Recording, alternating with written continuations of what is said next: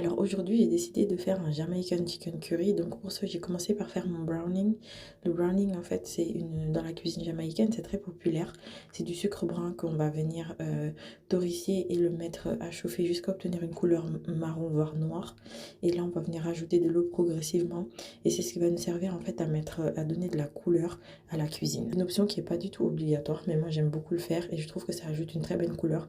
Et c'est pas du tout sucré. Contrairement à ce qu'on peut penser, c'est pas du tout sucré. Là, je vais venir mariner le poulet avec le no jamaïcain, comme j'aime l'appeler, avec le piment jamaïcain, du piment caribéen, paprika. J'ai rajouté 2 cuillères à soupe de sucre brun. De toute façon, je vais tout vous lister en barre des descriptions. Et là, regardez-moi cette couleur que j'aime dans la cuisine jamaïcaine. J'aime trop parce que leurs plats me donnent tout le temps envie. Donc là, je suis venue prendre mon wok. J'ai mis 4 cuillères à soupe d'huile. J'ai bien essayé de faire les mesures pour que ce soit plus facile pour vous. J'ai torréfié le curry pendant 1 minute pour relever les saveurs. Et là, j'ai rajouté mon poulet. Je vais le faire cuire pendant à peu près 5 à 8 minutes maximum et je vais venir ajouter l'eau et le lait de coco. Pareil, je vous mettrai les quantités dans la description d'eau et de lait de coco.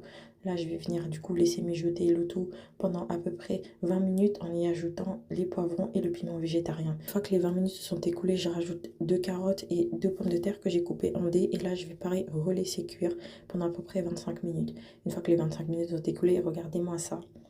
C'est vraiment le meilleur curry que j'ai goûté. C'est depuis que j'ai goûté à cette recette, je ne fais plus les autres currys. Là, j'ai servi bien évidemment avec du riz basmati. J'ai rajouté quelques bananes plantains que j'ai fait frire et le piment végétarien. Et c'est simplement un délice en bouche.